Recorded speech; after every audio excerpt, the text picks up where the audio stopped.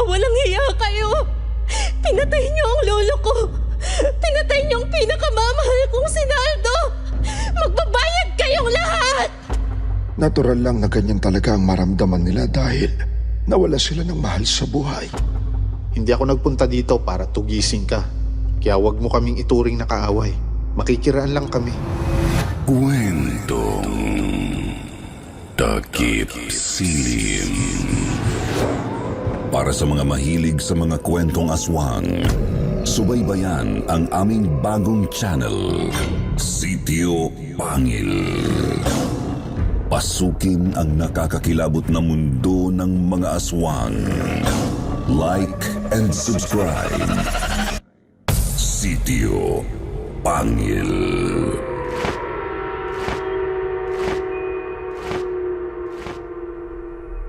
Bago natin simulan ang kwento, please like and share the video.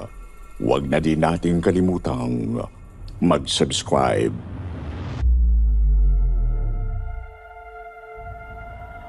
Magandang araw po sa iyo, Sir Wilmore. Ako po si Conrado, taga rito sa Arayat, Pampanga. Kagaya ng iba ay masugid din akong taga-subaybay ng inyong serye dito sa YouTube. Nakaka-relate ako sa mga kwento nyo dahil kagaya din ng iba nating mga kababayan ay mayroon din akong kwentong kababalaghan na ibabahagi sa inyo. Base po ito sa madalas na ikwento sa akin ni Aling Guray tungkol sa karanasan ng kanyang ama na si Mang Naldo tungkol sa bundok Arayat. Maraming taon na ang nakararaan. Isa po kasi ako sa suki sa tindahan ni Aling Guray at ito po ang aking kwento.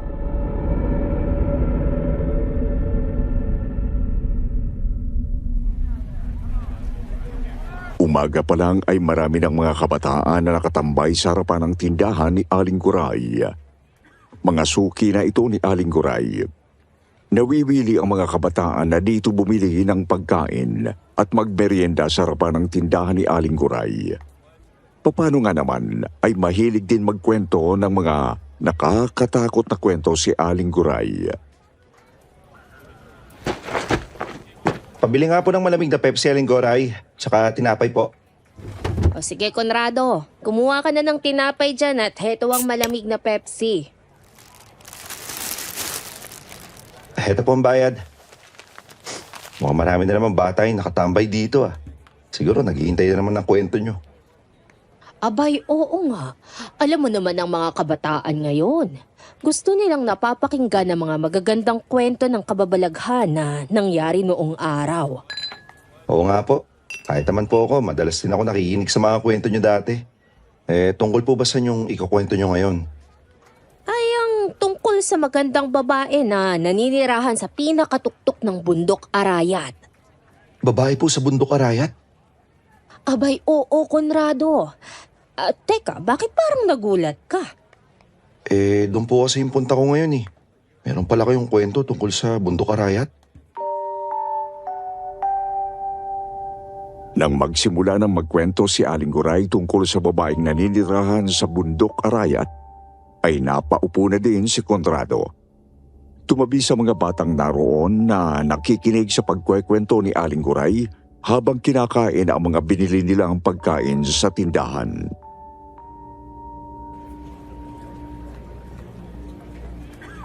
Maraming taon na ang nakakalipas.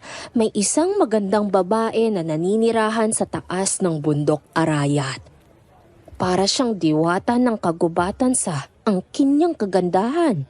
Kaya naman maraming kalalakihan ang gustong manligaw sa kanya. Pero palagi siyang pinapagalitan ng lolo Juan niya na tangi niyang kasamang naninirahan doon.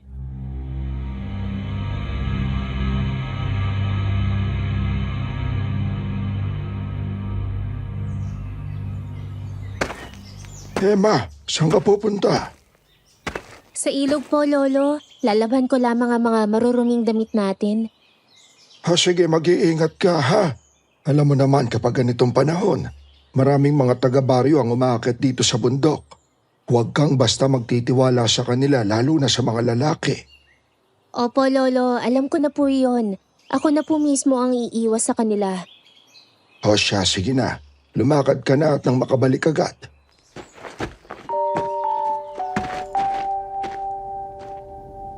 Sumang-ayon naman si Emma. Kagadyang tinungo ang daan papunta sa ilog. Nilabhan niya ang mga marumi nilang damit. Matatapos na siyang maglaba nang makarinig siya ng mga boses ng mga lalaking nagtatawanan na patungo sa ilog. Kaya naman nagmamadali niyang inilagay sa planggana ang mga basang damit at nagtago sa likuran ng malaking bato na naroon. Palihim niyang sinilip ang mga lalaking dumaan sa ilog. Mga mountaineers. Saglit na tumigil sa ilog para maghilamos at kumuha ng tubig. Matapos ay umalis na din ang mga yon. Saka na lang lumabas sa pinagtataguan si Emma.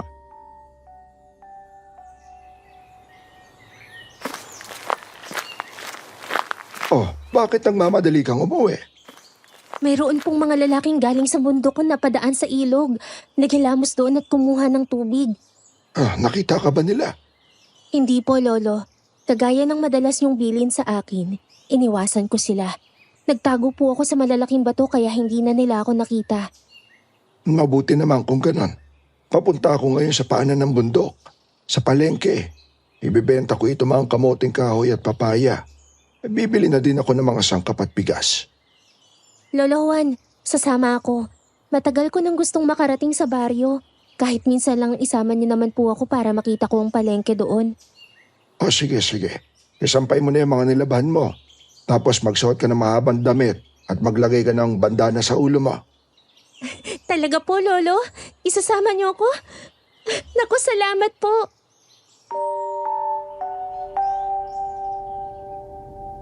Nagmamadali nga si Emma na isinampay ang mga nilaban niya. Matapos ay nagpalit siya ng damit na merong mahabang manggas upang matakpan ang mapuputi niyang braso. Naglagay din siya ng bandana sa ulo upang matakpan ang kanyang mukha. Saka siya nagbalik sa kanyang lolo Juan na tapos na ding ilagay sa sako ang mga kamote at papaya. Kaagad na pinasa ni Lolo Juan ang isang malaking sako. Gusto niyo bang tulungan ko kayo, Lolo? Eh nako, wag na. Kayang-kaya ko ito, apo. Malakas pa ang lolo mo. Hindi naman tayo ordinaryong tao lang. Oo nga po. Sa edad niyong yan, talagang napakalakas niyo pa. Sa tamang panahon, magkakaroon ka din ng ganitong lakas. Tuloy-tuloy nga na bumaba sa bundok Araya at sina Emma. Nakarating sila sa palengke sa baryo sa paanan ng bundok. Inilatag ni Lolo Juan ang daladala niyang malapad na sako at saka doon inilagay ang mga kamoting kahoy at papaya. Saka inialok sa mga taong nagdaraan doon para mamili.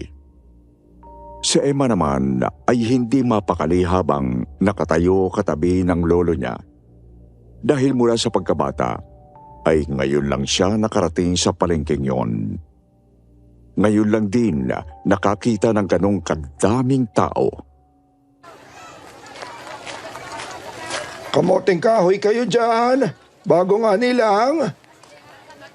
Lolo, ang dami palang tao dito. Oo, ganito talaga sa mga palengke. Maraming taong namimili. Kaya lang, wala pa tayong nabibenta. Apo, tulungan mo nga akong mag-alok. Sige po. Bili na kayo ng kamoting kahoy. Bagong ani lang. Pati papaya oh. Malapit nang mahinog. Mukhang matumal ngayon Pero sige lang, ialok natin sa mga namimili ang mga paninda natin.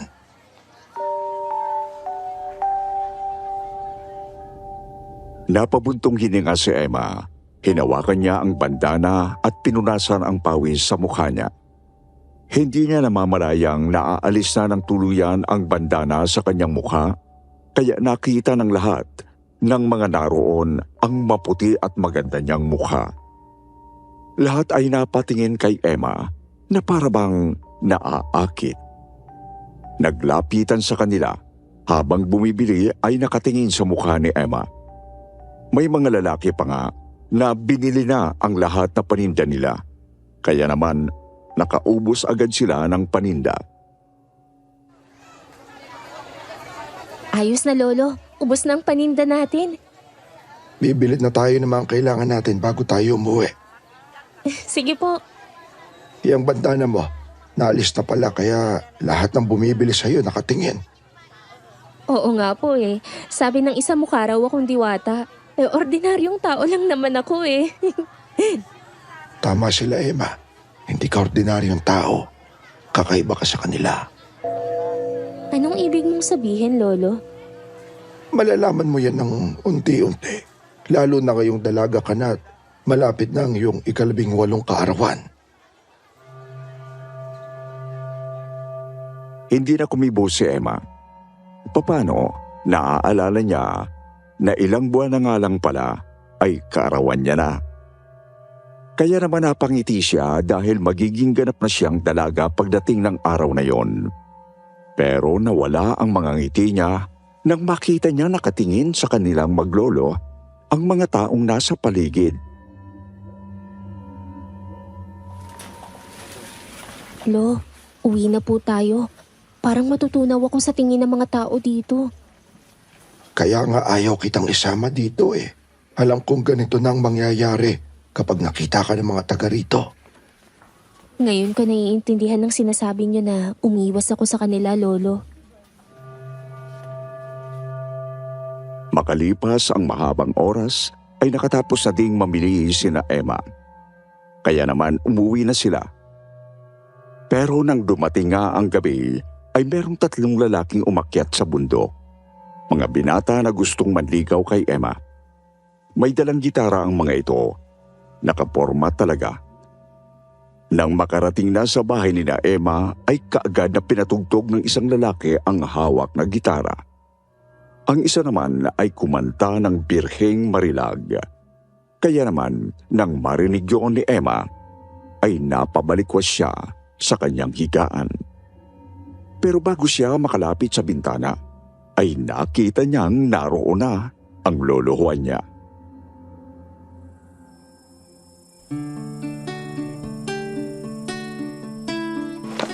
Lolo, meron pong nangaharana. Oo, alam ko. Huwag mo nang labasin. Ako nang bahala sa mga yan. Ayaw niyo po bang harapin ko sila, lolo? Galing pa sa baryo sa ibaba ng bundok ang mga yan. Bumalik ka na sa iyong kwarto. Ako nang bahala sa kanila. Sige na.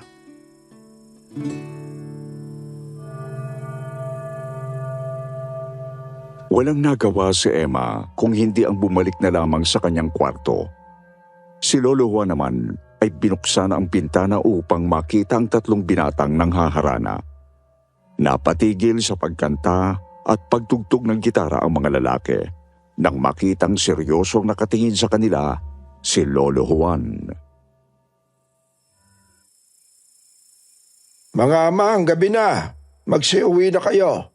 Mahirap ang maglakad sa kagubatan kapag ganitong panahon. Maraming mga mababangis na hayop ang pagala-gala. Isa pa, tulog na ang aking apo. Hindi na kayo mahaharap. Walang nagawa ang 3 binata kung hindi ang umalis na lamang. Pero sinabi ng mga ito kay Lolo Juan na babalik na lamang sa susunod na gabi. Bagay na hindi nagustuhan ng matanda. Ayaw kasi nito na merong manlilikaw sa apo niyang si Emma. Kaya naman lumabas ng bahay si Lolo Juan. Sinundan ang mga binata. Nang makarating sa kakahuyan ay nagpalit anyo si Lolo Juan. Isa siyang aswang. Naging isang malaking asong itim siya. Tumingala sa bilog na buwan at umalulong ng malakas. Nang marinig naman ng 3 binata ang malakas na alulong ni Lolo Juan ay natigilan ang mga ito. Nakadama ng takot nang magpakita sa kanila ang aswang na si Lolo Juan. Sa takot ng 3 lalaki ay kumaripa sila ng takbo. Nabitiwan na nga ang gitara at mga regalo kay Emma sa sobrang takot. Hinabol ni Lolo Juan ang mga ito at itinaboy pababa ng bundok. Kapag nahuli ko kayo, kakainin ko ang mga puso at tatay ninyo. Tuloy-tuloy na tumakbo ang mga lalaking takot na takot. Kaya naman, tinigilan na ni Lolo Juan ang mga ito. Nagbalik si Lolo Juan sa kanilang bahay. Panay ang tawa nito habang papasok sa loob ng bahay. Kaya naman napansin ito ni Emma. Lumabas ulit siya ng kwarto at nilapitan si Lolo Juan.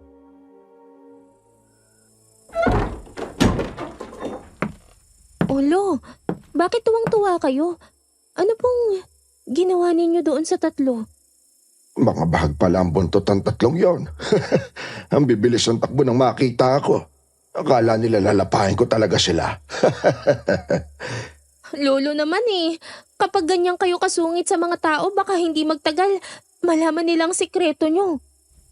Kaya nga ayoko na magkaroon ka ng nobyo o asawa. Ayokong malaman nila ang sikreto natin. Dahil sa takdang panahon, tiyak na magiging katulad din kita. Mabubuhay ang natutulog na dugong aswang na nananalaytay sa iyong mga ugat. Pero ayaw kong maging aswang, Lolo. Gusto kong magkaroon ng payapang buhay. Ng isang lalaking mamahalin ako ng totoo at magkaroon ng isang masayang pamilya. Emma, walang lalaking normal na mamahalin ka ng totoo. Kapag nalaman nila ang lahing pinagmulan mo, yun ang dahilan kaya ayaw kong may manligaw sa'yo at masaktan ang damdamin mo, apo. Kasi kapag umibig ka, tapos nabisto ka nila at nilayuan ka, masasaktan ka. Kagaya ng nangyari sa iyong ina. Umibig siya sa isang lalaki. Nang ipinagbubuntis ka na niya ay nalaman ng ama mo na isang aswang ang inay mo, kaya siya nilayuan. Sabi niyo po namatay ang inay. Sa paanong paraan? Patapos kang isilang, hinanap ng iyong ina ang iyong ama at nang malaman niya na meron ng ibang babaeng pakakasalan ng iyong ama, nagalit ang iyong ina. Pinatay niya ang iyong ama at kinain ang puso sa sobrang galit. Kaso, hindi siya nakaligtas sa mga taong bayan, kaya napatay din siya. Kaya ako na lang ang nagpalaki sa iyo. Bakas ang lungkot sa mukha ni Emma nang talikuran ni Lolo Juan. Nagbalik siya sa kanyang kwarto, nahiga doon. Napaiyak siya sa lungkot dahil sa pagitan nangyari sa kanilang buhay. Naisip niya na kung wala silang lahing aswang, siguro ay masaya siyang kasama ang mga magulang ngayon. Si Lolo Juan naman ay lumabas muli ng bahay. Napaupo sa labas at matamang pinagmasdan ang bilog na buwan. Napaluha ito nang maalala ang namatay na anak.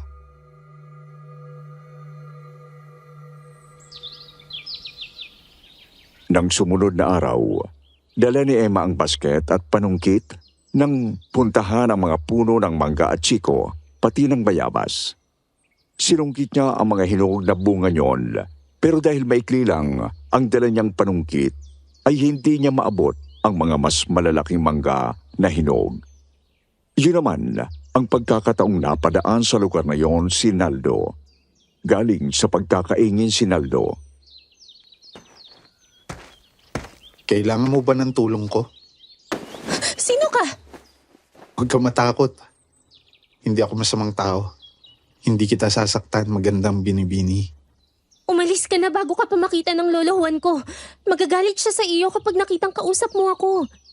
Wala akong ginagawang masama.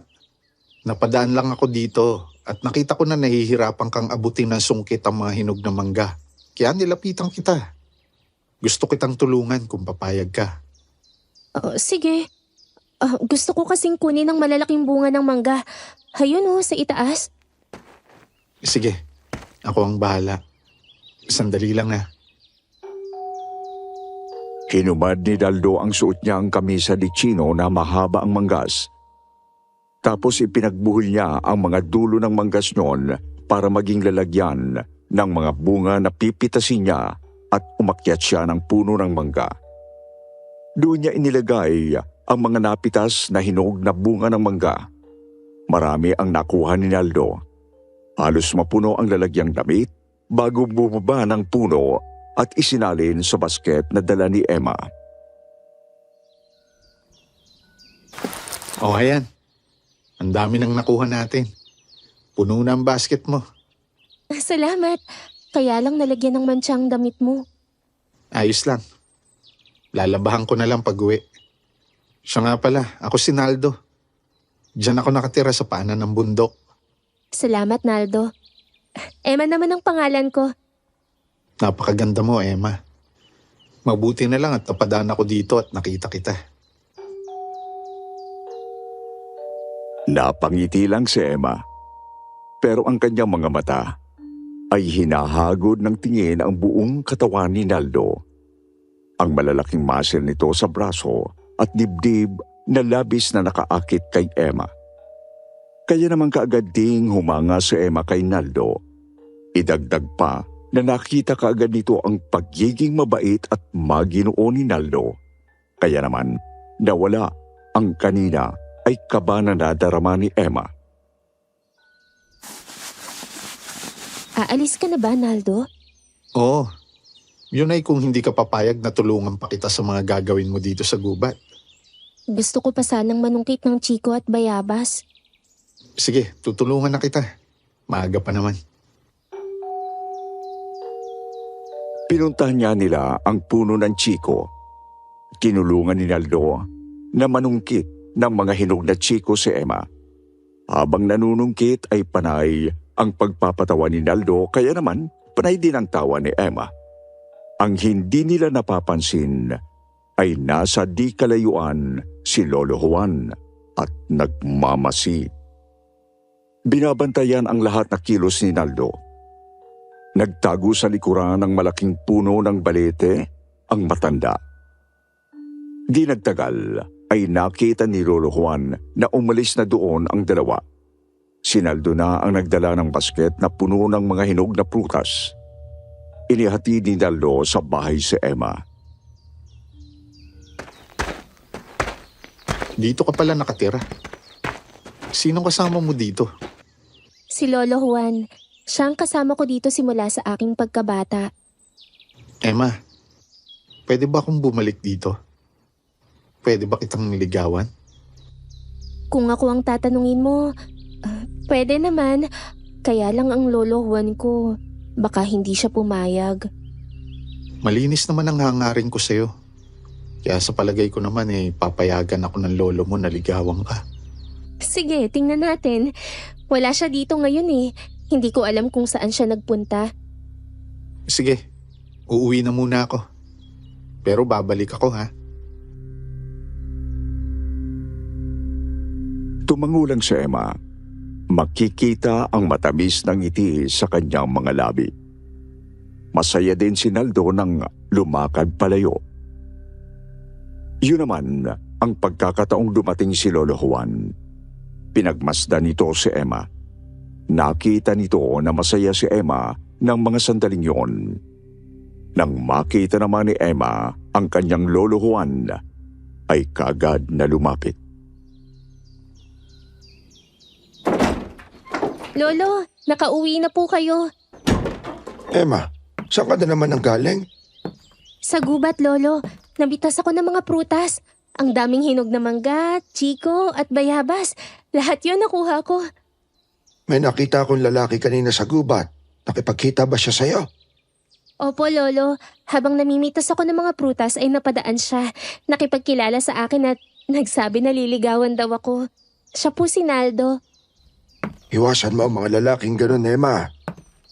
Bakit naman po, Lolo? Wala naman siyang ginagawang masama.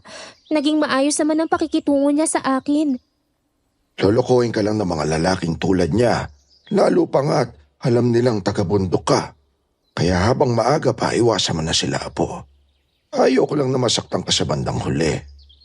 Pero iba naman po siguro si Naldo kasi, Lolo, mabait po siya. Ngayon mo lang siya nakilala. Ano mo nasasabing mabait siya? Kagaya ng palagi kong paalala sa'yo, ayokong mangyari sa'yo ang nangyari sa iyong ina. Pero Lolo, iba naman siguro ang kapalaran ni Inay kesa sa akin. Lolo, baka pwedeng pabayaan niyo muna ako sa pagkakataong ito. Masaya ako habang kasama si Naldo. Sige, malalaman din natin ang tunay na hangarin sa iyo ng lalaking yon.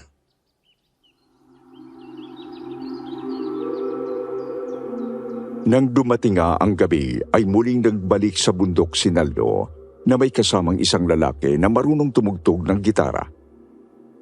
Nang mapatapat na sila sa harapan ng bahay ni Emma, ay nagsimula ng patutugin ng lalaki ang gitara. Kasunod ay ang pag-awit ni Naldo, kaya naman binuksan ni Emma ang bintana ng bahay at nakangiting sumilip doon. Dungawin mo sana, bituing marilag, bigyan mo ng pag-asa. Gabi na mga amang, hindi na kayo dapat pagala-gala pa sa kagubatan. Magandang gabi po. Naldo, siya ang lolo Juan ko. Lolo Juan, magandang gabi po. Pasensya na po kung naistorbo ko ang pamamahinga nyo. Gusto ko po sanang umakyat ng ligaw sa apo nyo. Bata pa ang aking apo. Kung ako ang masusunod, ayokong may manliligaw sa kanya. Ayoko siyang masaktan at lumuha. Tapat po at malinis ang hangarin ko kay Emma. Hindi ko po siya paluluhain. Bigyan nyo lang po ako ng pagkakataon. Lolo Juan, pwede ko po bang patuloyin si Naldo? Narinig niyo naman siya, hindi ba? Kaya sana'y bigyan niyo pa kami ng pagkakataon. Napabuntong hininga lang si Lolo Juan matapos ay tumingin kay Emma. Nag-usap ang mga paningin nila. Tapos ay muling tiningnan ni Lolo Juan si Naldo. Hinagod ng tingin mula ulo hanggang paa na parang inaalam kung ano ang talagang hangarin ni Naldo kay Emma. Di nagtagal tumalikod na si Lolo Juan, kaya naman hinarap na ni Emma si Naldo. Pinapasok sa loob ng bahay. Pasensya ka na sa lolo ko ha. Ganun lang talaga siya. Pero mabait yun. Ayos lang yon. Ganun naman talaga ang mga matatanda kapag mahal nila ang mga anak o apo nila. Gusto ko lang naman niyang proteksyonan. Oo nga, kasi iniisip niya na ang lahat ng mga lalaki manloloko daw. Hindi naman ako katulad nila, Emma. Malinis ang hangarin ko sa'yo. Mula nang makilala kita, hindi na ako natahimik. Kaya kahit madilim ang gabi ay binalikan kita dito. At masaya naman ako, Naldo, kasi tinupad mo ang pangako mong babalikan mo ako ngayong gabi. Ibig sabihin lang noon ay talagang totoo ang mga sinabi mo sa akin kanina. Mabuti naman at palagay na ang loob mo sa akin, Emma. Ibig sabihin ay meron na akong pag-asa sa pagmamahal mo. Oo naman, pero bigyan mo muna ako ng sapat na panahon para sa bagay na yan. Kakikilala pa lang natin eh. Oo naman, Emma. Handa akong maghintay kahit gaano katagal. Basta mahalin mo lang din ako. Napangiti si Emma. Namungay ang mga mata habang nakatingin kay Naldo. Kaya naman matapos ang mahabang oras ng pag-uusap nila, ay nagpaalam na si Naldo at umalis. Habang pababa ng bundok si Naldo, ay napansin nila ang bilog na buwan. Kasunod ang malakas na alulong ng aso. Kaya naman nagmamadali ng dinaanan ni Naldo ang kagubatan. Pero nagulat sila nang makita na merong nakaharang sa kanilang daraanan.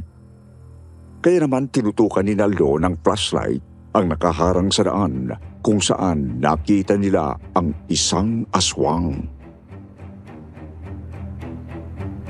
Mga hangal, bakit kayo narito? Ginagambala niyo ang pananahimik namin. Wala kaming balak gambalain ka. Wala rin akong balak na alamin kung sino ka. Hindi ako nagpunta dito para tugisin ka. Kaya wag mo kaming ituring na kaaway. Makikiraan lang kami. Pababayaan kitang mabuhay ngayon. Pero kapag bumalik pa kayo dito at ginambala ako, kakainin ko ang mga puso at atay ninyo. Kagaya ng aking sinabi, wag mo kong ituring na kaaway. Hindi ikaw ang dahilan kaya ako narito, kundi ang babaeng mahal ko. Kaya wag mong isipin na ginagambala ka namin. Mananatiling lihim din ang ating pagkikita. Walang makakaalam na mayroong aswang na gumagala sa kagubatang ito. Basta pabayaan mo din ako. Paano kung hadlangan kita sa gusto mo? Dahil ayaw kong may mga taong paggala-gala sa kagubatang ito. Mapipilitan akong ipagtanggol ang aking sarili. Nabalitaan ko na ang tungkol sa'yo. Kaya nakahanda rin ako sakaling magkaharap tayo. Mula sa bewang ay binunot ni Naldo ang isang patalim na yari sa pilak. Kumislap yun nang tamaan ng liwanag ng buwan, bagay na ikinagulat ng aswang na si Lolo Juan. Napatras ito ng bagya dahil alam nito na ang mga ganong sandata ang makapapatay sa mga tulad nilang aswang. Ganun pa man ay hindi nagpahalata si Lolo Juan na natakot sa sandata ni Naldo. Umangil ito ng malakas tapos ay naglaho sa dilim. Kinabukasan lang ay nagbalik ulit si Naldo. May dalang isang basket na mga dilata at pagkain. Sa kalahating sako ng bigas. Pagdating ni Naldo ay si Lolo Juan kaagad ang nakita niya. Magandang araw po, Lolo Juan. Magandang araw naman. Nagdala po ako ng mga delata at pagkain. Nandiyan po ba si Emma? Nandyan siya. Emma po, may naghanap sa'yo. Nang marinig naman ni Emma ang pagtawag ni Lolo Juan niya, ay nagmamadaling lumabas ng bahay. Napangiti si Emma nang makita si Naldo, kaya naman kaagad na nilapitan ito. Masaya naman si Naldo nang muling makita si Emma. Iniabot ang mga dala niya. Para sa'yo ang mga to. Sa inyo pala, Lolo Juan. Oh, salamat. Halika sa loob, ipagtitimpla kita ng kape. Sige, para maipasok ko na rin tong bigas. Pumasok sa loob ng bahay si Naldo. Pasan-pasan ang kalahating sakong bigas. Ibinaba ni Naldo sa tabi ng lamesa ang bigas. Nagtimpla naman ng kape si Emma at ibinigay kina Naldo. Matapos ay naupo si Emma sa upuang nasa kabilang bahagi ng lamesa. Nakangiting hinarap si Naldo. Ang layo nitong sa amin. Hindi ka ba napapagod na pabalik-balik ka rito? Hindi ko nararamdaman ng pagod, lalo na kung ikaw ang aking pinupuntahan. Kahit ang aswang ay hindi ako kayang pigilan. Aswang? Anong aswang, Naldo? Kagabi, pagkagaling namin dito, pababa na kami sa bundok nang harangin kami sa kagubatan ng aswang. Mabuti na lang nakahanda rin ako. Kung hindi, baka nilapa ako nun. Baka naman hayop sa gubat lang ang nakita niyo, Naldo. Hindi ako maaaring magkamali, Emma. Aswang ang nakaharap ko. Kasi kausap ko pa siya. Akala siguro niya siya talagang hinahanap namin. Hindi naman. Ikaw naman ang dahilan kaya ako narito. Hindi ka natakot sa aswang, Naldo? Natatakot syempre. Pero lumalakas ang loob ko kapag naiisip ko na kailangan kitang puntahan dito. Saka wala naman akong intensyon na pakialaman o gambalain ng aswang na yon. Nagkamali lang talaga siya ng akala. Mabuti naman at hindi ka nasaktan. Kasi hindi ko na alam ang gagawin ko kapag nasaktan ka. Talaga, Emma? Mapapangiting tatangulang si Emma. Kaya naman, hahawakan na ni Naldo ang mga kamay niya. Nagkakatawanan sila pero nang makita nilang pumasok sa bahay si Lolo Juan, ay kaagad nilang binitiwan ang kamay ng isa't isa. Matapos ay ipinagpatuloy lang ni Naldo ang pag-inom ng kape. Makalipas ang mahabang oras, nagpaalam na si Naldo. Iyon naman ang pagkakataong nilapitan ni Emma ang Lolo Juan niya. Lolo, kayo po ba ang aswang na humarang kay Naldo kagabi? Oo, tama ka nang iniisip. Ako nga. Pero bakit po? Di ba sinabi ko naman sa inyo, bigyan niyo siya ng pagkakataon. Iba naman siguro siya sa ibang mga lalaki. Wala akong balak na saktan siya. Kilala mo naman ako, Apo. Hindi ako nananakit ng tao basta hindi tayo piniperwisyo. Bahagi lang yon ng pagsubok ko sa kanya para malaman kung hanggang saan ang tatag at tibay ng kalooban niya. Matapang si Naldo. Pinatapang siya ng pagmamahal niya sa iyo, Apo. Talagang mahal ka ni Aldo. Talaga po, Lolo. Yun ba ang plano mo kaya mo sila hinarang kagabi?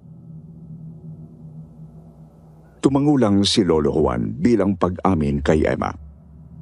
Kaya naman natutuwang lumapit si Emma sa kanyang lolo.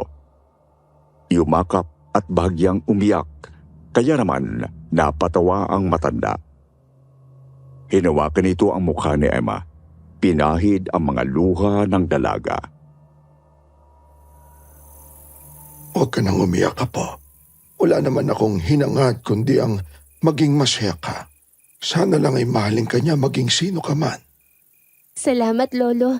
Ikaw talaga ang pinakamabait na lolo para sa akin. Nang sumunod na mga araw ay palagi nang nasa bundok si Naldo. Sa bahay ni Emma ay nagsisibak ito ng kahoy na panggatong. Nagigib ng tubig sa bukal at pinuno ng tubig ang mga lalagyan ng tubig doon. Nagtabas din siya ng mga talahib at kugon para palitan ang nabubulok ng bubungan ng bahay ni Emma. At kapag maglalaba sa ilog si Emma ay binabantayan ni Naldo. Pagkatapos maglaba ay sabay silang maliligo. Masaya ako at nakilala kita, Naldo. Dahil sa'yo, nagkaroon ng kulay ang dating malungkot kong buhay. Mahal kasi kita, Emma. Mahal na mahal din kita. Sana ay palagi ka na lang sa tabi ko. Oo, Emma. Palagi mong tatandaan na ikaw lang ang mamahalin ko habang ako'y nabubuhay. Salamat, Naldo. Yumakap ng mahigpit si Emma kay Naldo. Buong pagmamahal naman siyang ikinulong ni Naldo sa kanyang mga braso. Matapos ay hinalikan si Emma. Kasunod yon ay natutuwa si Emma na nagpahabol kay Naldo. Naglangoy siya at sumisid sa ilalim ng tubig. Hinabol naman siya ni Naldo. Masayang masaya sila. Matapos ay umuwi na sila. Hindi pa sila nakakapag-usap ng matagal sa loob ay narinig ulit ni Emma na merong kausap si Lolo Juan. Nang sumilip sila ni Naldo sa pintuan ay nakita nila na mga kalalakihang nangangaso sa gubat ang naroon at nanghihingi ng tubig. Kagad namang binigyan niyo ng tubig ni Lolo Juan. Pero napako ang paningin ng mga kalalakihan kay Emma. Sabi ng isang lalaki ay napakaganda daw ni Emma kaya pwedeng bumalik para manligaw kapag nakaalis na si Naldo. Nang marinig yun ni Emma ay lumabas siya. Huwag ka nang bumalik. Huwag mong sayangin ang panahon mo sa akin. Meron nang nagmamay-ari ng puso ko. Hanggat hindi pa kayo kasal, meron pa naman akong pagkakataon, di ba? Pwede pa kitang ligawan. Sa iba mo na lang ibigay ang iyong pagmamahal. Pasensya na pero hindi kita matatanggap. Narinig mo naman ang sinabi ng aking apo. Iba na lang ang ligawan mo. Kaya makakaalis na kayo. At sa pagkakataong ito ay masama ang tingin ng mga ito kina Emma at Naldo. Tapos ay tuluyan ang umalis. Mukhang hindi mo pagkakatiwalaan ng mga lalaking yon. Mag-iingat ka palagi. Oo. Nararamdaman ko rin na salbahe ang mga taong yun. Kaya tama lang ang ginawa ni Lolo Juan na paalisin na sila matapos bigyan ng tubig. Pero ang sarap pakinggan nung sinabi mo doon sa lalaki kanina. Pwede mo bang ulitin? Alin dun? Yung may nagmamay-ari na ng puso ko? Oo, yun nga. At ako yun, di ba? Oo naman. Ikaw lang at wala nang iba. Nang sumagot si Emma ng oo ay napatayo sa tuwa si Naldo. Niyakap niya si Emma at binuhat. Masayang masaya din naman si Emma. Yumakap din ng buong higpit kay Naldo. Nang halikan siya sa labi ni Naldo ay gumanti rin ito ng mainit na halik. Tapos ay bigla silang naghiwalay nang marinig ang boses ni Lolo Juan. Nagugutom na ako, Emma. Nakaluto ka na ba? Opo, Lolo. Bago ako naglaba ay nagluto na ako. Maghahain na po ako. Siya, sige. At nang makapagtanghalian na tayo. Naldo, mamaya ka na umalis ha? Sabayan mo kami sa pagkain. Oo, sige. Masaya akong makakasabay kitang kumain, mahal ko. Nakangiti si Emma nang tumalikod at magtungo sa kusina para maghain ng tanghalian. Sinigang na karne at salabat ang inihain ni Emma. Nang umupo sa upuang naroon si Emma at Lolo Juan para kumain, ay naupo na din si Naldo at sumabay sa pagkain sa dalawa. Matapos ang mahabang oras na pamamalagi ni Naldo doon, ay pinauwi na siya ni Lolo Juan bago pa sumapit ang dilim dahil mahirap manglagat sa gitna ng gubat kapag gabi na. Madilim na nang pumasok ng bahay si Lolo Juan at nang makita si Emma. Tinanggap mo na ba si Naldo? Opo, Lolo. Natatakot lang ako masaktan ka pagdating ng oras. Pakalayo ang kanya kapag nalaman niya na. Hindi mangyayari yon, Lolo Juan. Kasi alam ko na mahal ako ni Naldo. Nagtitiwala ako sa kanya. Kaya sana, Lolo, bigyan mo ng pagkakataon si Naldo. O sige, ang kapakanan mo lang ang iniisip ko. Ayoko nang masaktan ka. Ayoko na umiiyak ka. Salamat sa pagmamahal mo, Lolo. Pero alam kong liligaya ako kay Naldo. Napaluhang nilapitan ni Emma ang Lolo Juan niya. Maigpit niyang niyakap yon bilang pasasalamat sa pangangalaga niyon sa kanya. Pero natigil ang pag-uusap ng dalawa nang marinig ang palakpak ng mga kamay ni Berto. Nakatayo ito sa nakabukas na pintuan ng bahay ni na Emma. May mga kasamang 3 lalaki si Berto. Anong kailangan niya? Sa'yo wala akong kailangan. Pero sa apo mo meron. Gusto kong paligayahin niya ako sa buong magdamag. Bastos! Wala kang galang sa babae! Sabihin mo na ang lahat ng gusto mong sabihin. Tatanggapin namin yan. Ang mahalaga, mapaligaya mo kami ngayong gabi. Pumasok na sa loob ng bahay si Berto. Kagad na hinawakan ng 2 lalaki si Lolo Juan sa magkabilang kamay, kaya hindi na makapalag ang matanda. Galit na hinarap nito si Berto. Umalis na kayo at huwag nang ituloy ang maitim niyong balak kung ayaw ninyong mapahamak. Hoy, matandang ukluban. Huwag mo akong tatakutin, ha? Hindi mo na nga makayang ipagtanggol ang sarili mo, mananakot ka pa. Gusto mo, unahin na muna kitang bigyan ng leksyon, eh. Huwag niyo sasaktan ng lolo ko! Hindi na pinansin ni Berto si Emma. Sinuntok niya sa sikmura si Lolo Juan ng 2 beses. Nang mapaiktad ang matanda at mapaluhod, hinawakan ni Berto ang buhok nito, iniangat ang ulo at sinuntok sa mukha. Tapos ay inihagis palabas ng bahay. Gumulong sa lupa si Lolo Juan, kasunod yon ang malakas na tawanan ni Berto.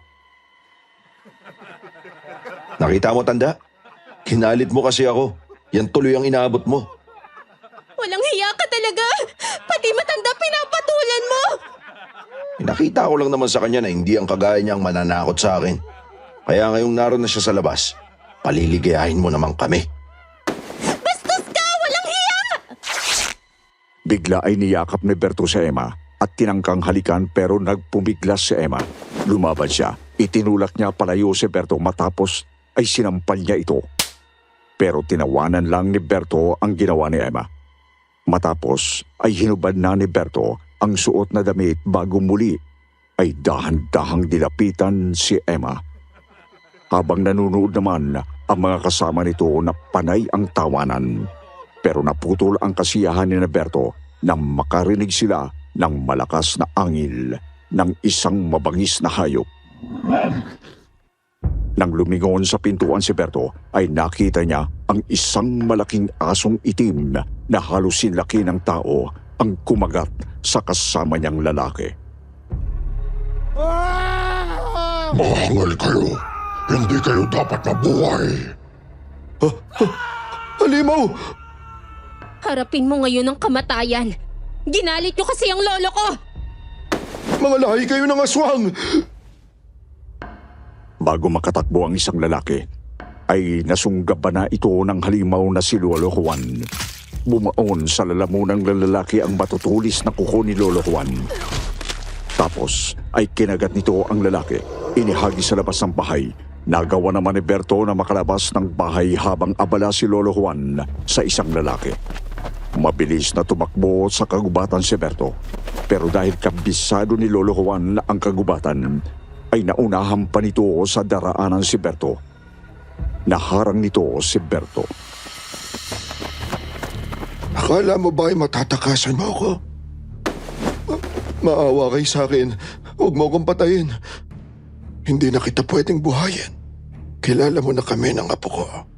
Hindi na pwedeng pagtiwalaan ang mga taong kagaya mo. Hindi ko ipagsasabi ang lihim ninyo. Maniwala kayo sa akin. Basta pabayaan mo lang ako mabuhay. Hangal ka. Hindi mo na ako mapapaniwala pa. Mamatay ka!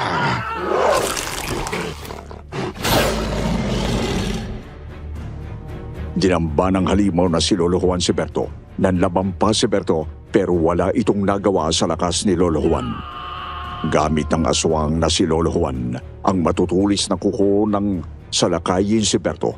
Bawat hablig ni Lolo Juan ay tumatama at bumabaon sa iba't ibang parte ng katawan ni Berto ang matatalim na kuko nito. Kaya naman, dugo ang bumagsak si Berto. Buong bangis na sinagpang ng aswang na si Lolo Juan ang leeg ni Berto. Bumaon doon ang matutulis na pangil. Kaya sumbirit ang dugo niyon. Halos maputol ang leeg ni Berto sa sobrang galit ni Lolo Juan. Umalingaw-ngaw sa buong kagubatan ang nakakatakot na sigaw ni Berto.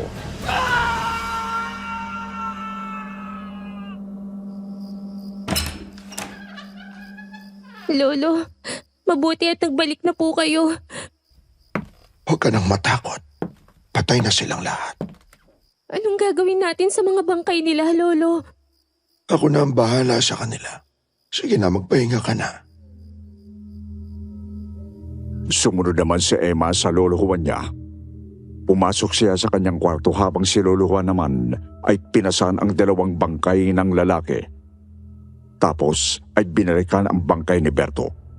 Pinasan din yon at dinala sa paanan ng bundok malayo sa bahay nila. Kaya naman nang sumikat ang araw ay pinagkaguluhan ng mga tao ang bangkay ni Berto at ng isa pang lalaki. Eksakto namang umakyat ng bundok si Naldo at nakita rin ang mga bangkay. Narinig pa ni Naldo ang usapan ng mga taong naroon na aswang ang pumatay sa mga yon. Baka naman mabangis na hayop lang ang gumawa niyan sa kanila.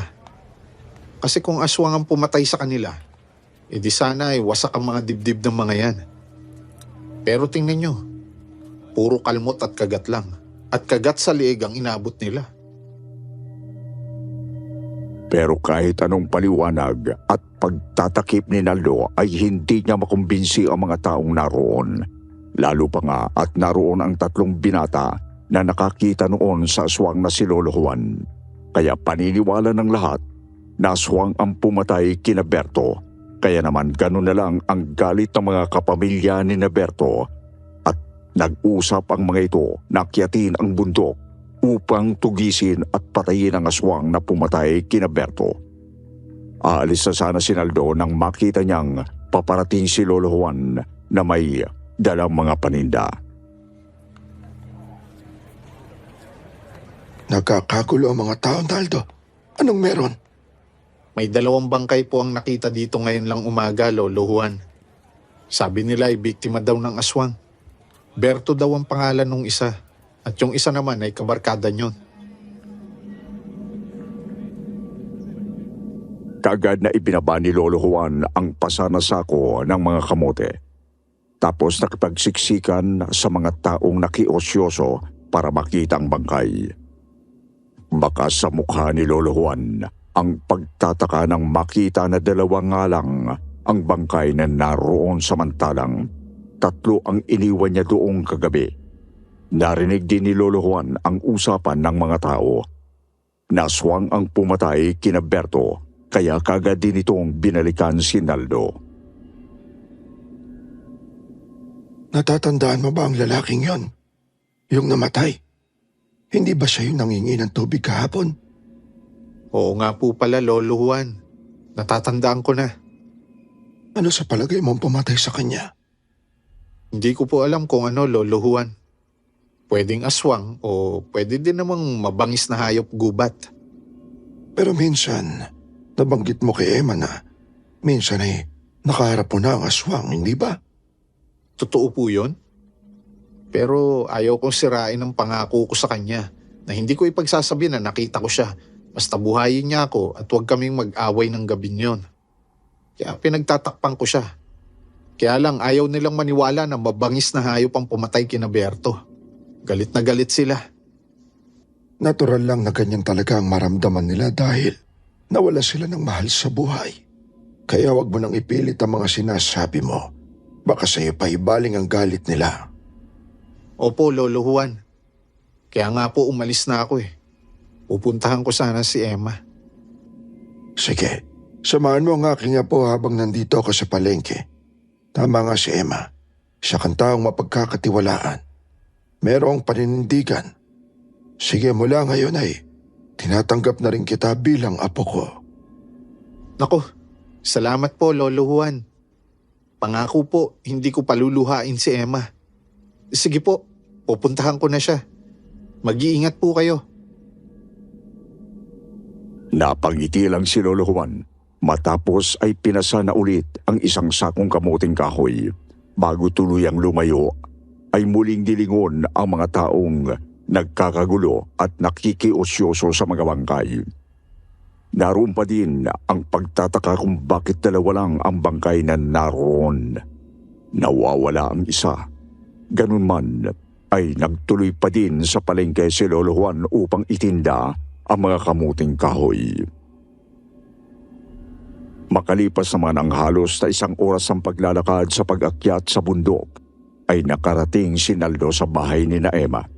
Nakita niya na sarado ang bahay, pati ang bintana ay nakasara kaya naman hinanap niya sa paligid si Emma. Emma! Emma! Nasaan ka? Emma? Si Naldo to. Naldo! Naldo, nandito ako! Nang lumingon si Naldo sa malaking puno ng mangga, ay nakita niyang lumabas doon ang nagtatago na si Emma. Baka sa mukha ni Emma ang takot, kaya nagmamadaling lumapit kay Naldo at yumakap ng mahigpit nang makalapit na siya. Bahagyang umiyak sa balikat ni Naldo. Mabuti na lang at dumating ka. Natatakot ako nang walang kasama. Kasi nasa palengke si Lolo Juan. Ayokong magkulong sa loob ng bahay. Baka meron na namang mga lalaking masasama ang loob na pagtangkaan akong gawa ng masama. Oo, alam kong nasa palengke siya kasi nagkita kami sa paanan ng bundok. Nakikiusyoso kasi ako doon sa 2 lalaking natagpo ang patay. Biktima daw ng aswang. 2 lalaki?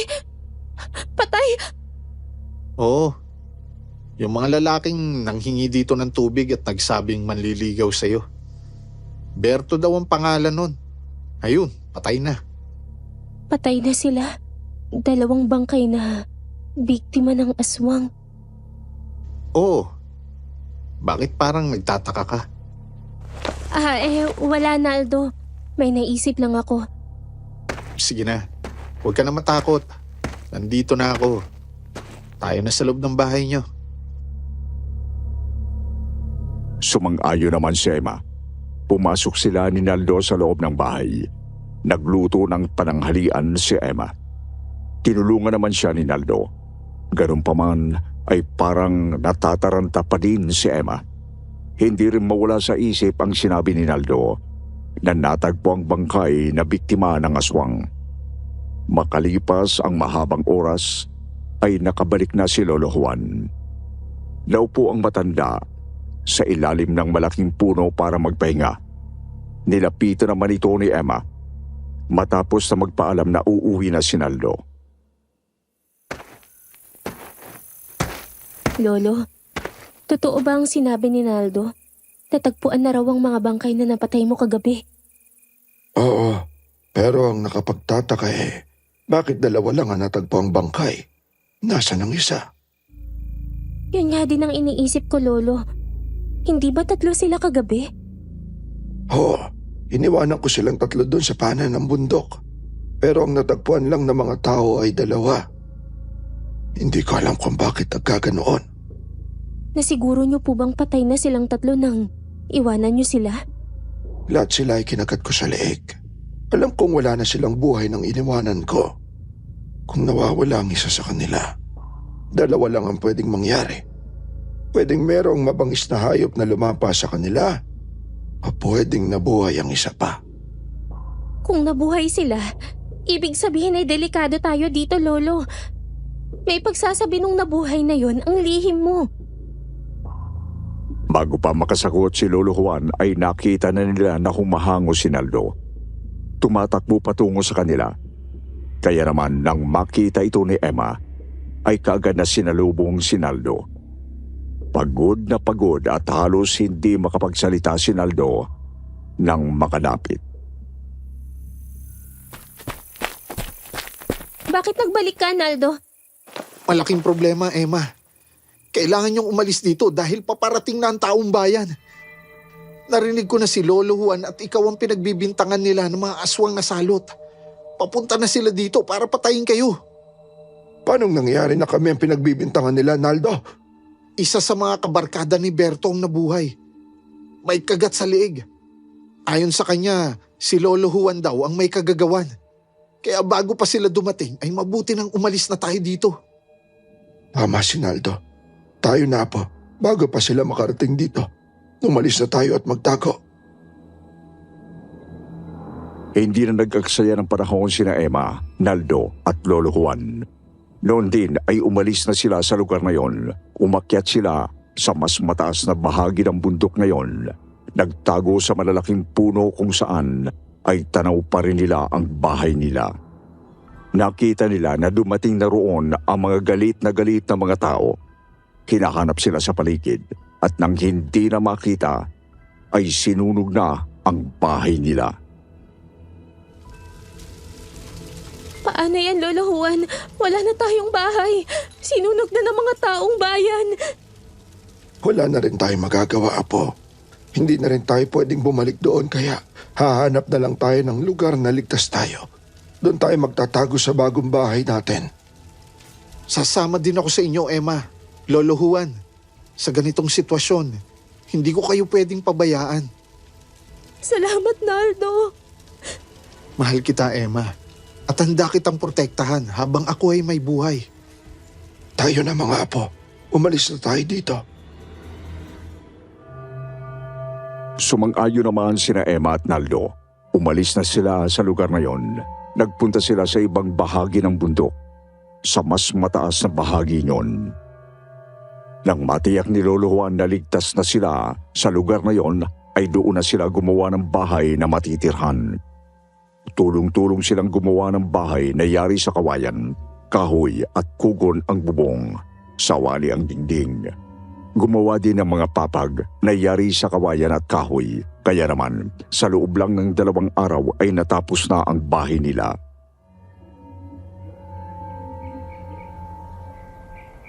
Mula ngayon ay magsasama na tayo dito, mahal ko. Oo. Sana ay magkaroon na tayo ng katahimikan sa lugar na ito. Gusto kong magkaroon ng payapang buhay, ng masayang pamilya kapiling ka at ni Lolo Juan. Oo, yun ang gagawin natin, Emma. Kailangan ulit nating magtanim ng mga gulay at iba pang pwedeng kainin dito. Sige po, Lolo Juan. Tutulungan ko kayo. Gamit ang matutulis na kahoy ay tinulungan ni Naldo si Lolo Juan para bungkalin ang lupang naroon. Tapos ay tinaniman nila ng mga bahaging halamang ugat gaya ng kamuting kahoy at ube na makikita lang din ang mga binhi sa kagubatan. Tinuruan din ni Lolo Juan si Naldo kung papaano gumawa ng mga bitag upang manghuli ng mga hayop gubat na pwede nilang kainin kagaya ng mga bayawak, ibon at manok na labuyo. Kaya naman sa paglipas ng mga araw ay naging masaya na din muli si Emma, lalo pa nga at kasama si Naldo.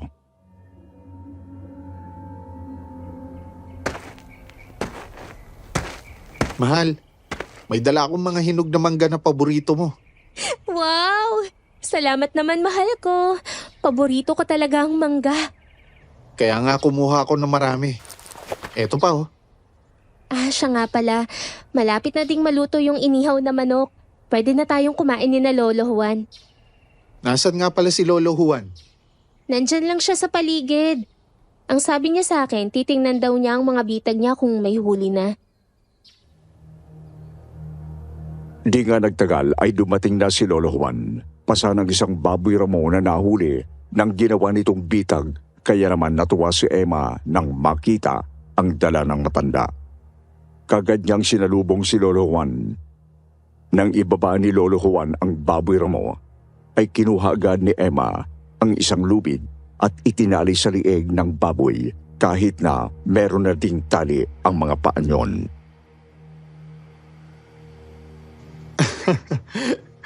Talagang siniguro mo na hindi na siya makakawala pa ha?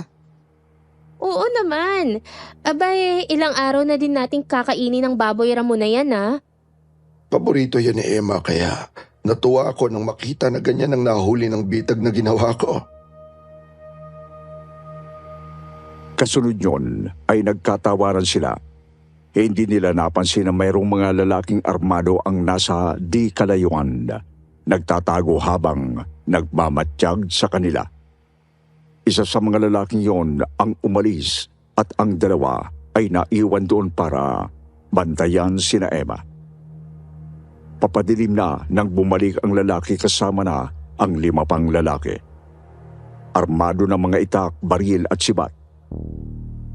Nang pagkakataon namin yon ay naghahapunan na sina Emma, Naldo at Lolo Juan.